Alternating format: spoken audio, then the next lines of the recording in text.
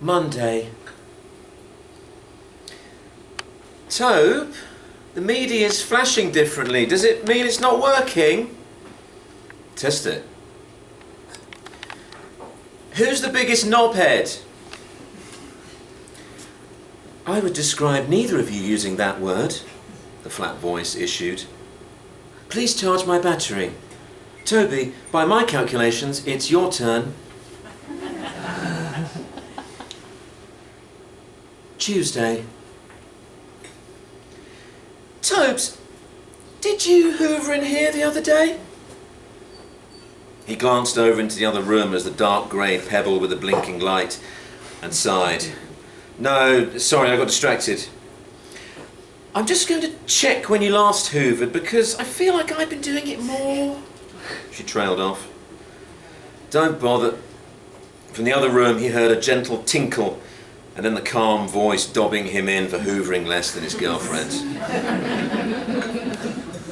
He wandered over and leant in the doorway. I wish you wouldn't use it like that. It's supposed to be a mediator to stop arguments, not some organiser of household chores. We can just do a rota with a paper and a pen if you want. Well, if you remember, most of our arguments were about stuff around the flat anyway. I don't think it's fair to... The whole point is, it is fair. It's completely objective and it doesn't take sides. So why does it have a female voice? It's like you're ganging up on me. Fine, change it, but it can't be Elvis again if we're going to take it seriously. Wednesday. When do you reckon was the last time we defied the Meedy? She said as he slumped down on the sofa next to her. He put down his phone as she arranged her legs over his. Defied it? It's not your mum. It's definitely not your mum. Oof. It does always think it's right, though. It is always right. Unless we just think it is. Are we being, like, conditioned? What are you talking about? It's been tested and it's guaranteed and constantly updated. Plus, for every single decision, we've had the option to ignore it. What if it's a kind of panopticon gathering data on dissidents? All right, vocabulary Valerie, chuckled. So, are you saying you have or you haven't fed the cat? I'm serious. Why would they want to do that? Who would want to control these trivial little parts of our lives? I don't know. She paused and frowned. What? We're not that boring, are we? Thursday. They lay on the sofa watching the screen as she scrolled across the many options for things they could watch. The cat's tail was flicking, but it was purring from a scratch behind the ear. They wouldn't let us have it if it was dangerous, would they? Have what? Him? He turned towards her, and the cat reminded him that the scratching was not finished. Meedy, she replied. Oh, right. It's not the Meedy anymore. Anyway, who's they?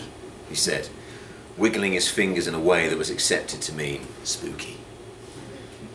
She punched him in the arm and the cat disapprovingly hopped off the sofa and up onto the chair. Careful. Meedy might have picked that up, he chided. Shut up! Okay, he said, taking the remote from her. Would you feel better if we read some more reviews, testimonies and things like that to find out more about them? Good idea. Oh! She interrupted herself, gesturing to the television screen. They've put Beyond the Light up. You wanted to watch that, didn't you? Shall we? Friday. Did you know that Bunny and Meralda have theirs set on intervene? Can you believe that? What does it do? Meralda says apparently it interrupts arguments before they kick off and says things like, you both have valid points, but perhaps there's a better way to talk about this. Oh, I never want to be like that. Anyway, wouldn't it make more sense to just start beeping and say there was a fire? Or distract them by saying something awful they could unite against? Maybe you should have designed it. Those guys seem all right, though. Imagine if someone hacked theirs and told them to take the cheap novelty crap they get us for Christmas straight to the charity shop and save us the trouble. He rolled slightly to let her extricate herself from him and the sofa. If I wash up, do you want to sort out the washing machine? He didn't answer, so she pulled his cheek like a granny and flounced into the kitchen. Saturday. The black and white cat strolled into the room and sat in the middle of the floor where it started to clean itself. Can you feed him? I did. But did you clean the bowls? The reassuring voice of Graham Norton emanated from the cat, reminding him to wash up the old bowl when feeding the cat. Then, as if he was aware of what had been said and on his behalf, the cat sauntered off into the kitchen, the pebble glistening on his collar. I thought that would be funny putting it on fish face, but now I hate Meedy, I hate you, I hate the cat, and I hate Graham Norton. He got up with a deliberately loud grunt. Sunday. He sighed audibly, then she snorted derisively at his sigh. He shook his head and started snickering in a series of sniffs, decreasing in lengths until the end of his exhalation. Then he started the whole thing again from the top. She was fuming next to him. Well, this is embarrassing. I wonder what the Meedy makes of these non-verbal arguments. The cat gets it. At least he knows to give us a wide berth. So, are we actually going to get anything done today, or just sit and stew? Do you want a juice? What are you making? I don't know. Which fruit is the most bitter? Fine with me, if that's how you like it. In the background, Sean Bean was listing citrus fruits and berries until finally adding, "Please charge my battery in the next 12 hours. Oh, you're so needy, Meedy. Monday. She stood over the bed. He was sitting up with a critically acclaimed graphic novel that he didn't really get, lying face down on his chest. I'm not saying you're doing anything wrong. I just need more reassurance from you about us. Right, you mean beyond everything else I do? That's not what I mean. So you think I need to put more effort into the relationship than you? No, that's not how it works. We're not just here to do each other's bidding.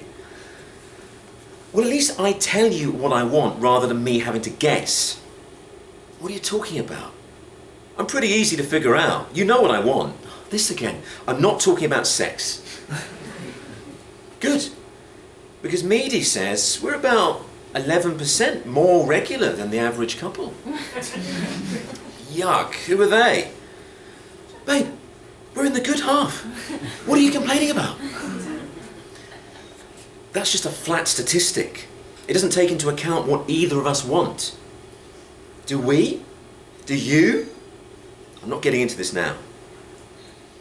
Me neither. She paused. Just be thankful it doesn't have a camera. I don't know, maybe that could be. I'm going next door for a bit. Tuesday.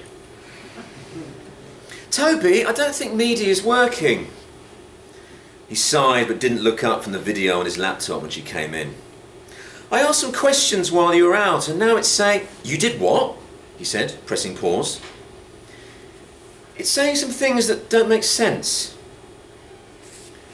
I don't know how I feel about you talking to the Meedy without me, he said quietly. Why? Have you never done it? He pursed his lips and sighed, still avoiding her eye. A look of terror flashed across her face. What? You remember when I did that big shop last week? You used it to make a shopping list? Well, Not exactly like that, but you are such a loser. Wednesday. He crouched down in front of the grey hub and reached to take out the pebble. There was a tinkle as he pressed the rubbery button. A calm voice announced that it was ready to listen. Meedy, how many times has she sworn at me today?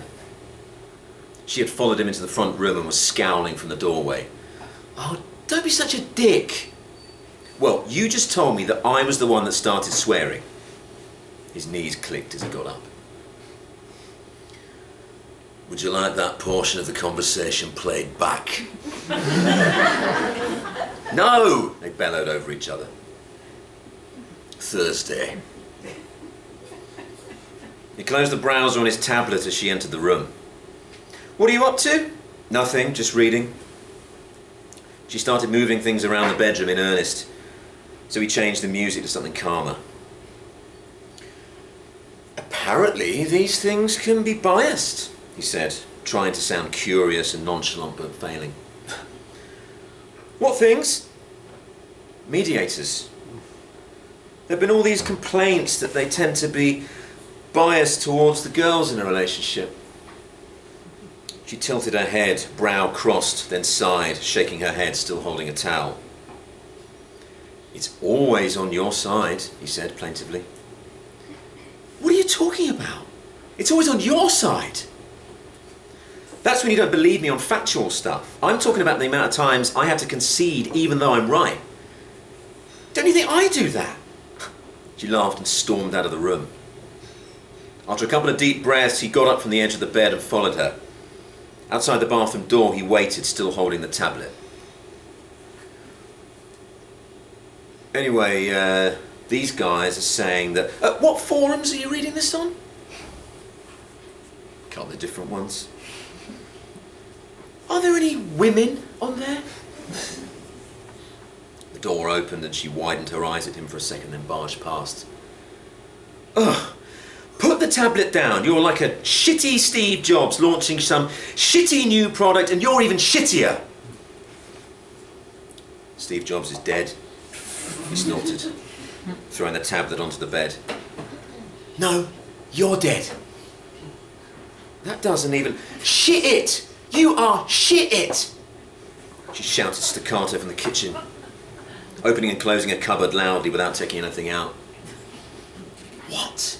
He mouthed to himself, shaking his head and holding his hands up, appealing to the wall as though it heard what she had said and couldn't believe it either. Unbelievable, he muttered to himself. Friday. He was taking his shoes off in the hall while she clomped straight into the flat and sat on the sofa with her coat still on. You're such a dick, she huffed, kicking one boot off. What? For pointing something out? He was being really weird with you, and you? Yeah, well maybe he does fancy me. She wrestled her coat off and cast it over a chair, which it slowly and sadly slipped from onto the floor. Right, so why were you... He paused and exhaled into his chest. I'm using the Meedy. What? In the middle of an argument? What's the point of having it then? She screwed her face up at the back of him. Do you want some water? He asked flatly as he went to the other room. No, she said, her mouth still dry from the stolen cigarette. He came and sat down with her, placing the device on the table in front of them. Well, turn it on then or I'm going to bed. It's always kind of on, he muttered, holding the button down to select the option they wanted. Who would like to begin? They both narrowed their eyes, arms crossed. She refused to speak. He turned to her. You're the one with the massive problem with me, and now you're not saying anything. Sometimes it's okay not to speak. Do you mind if I ask a few questions? Piss off! They hissed in unison, then looked at each other annoyed. He reached over to turn it off and they sat in silence.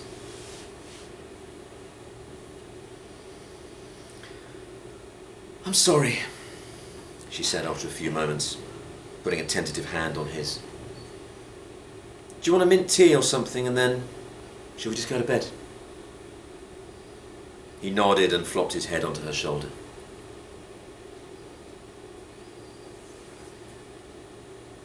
"Meedy, do you have any advice for cutting someone toxic out of your life?"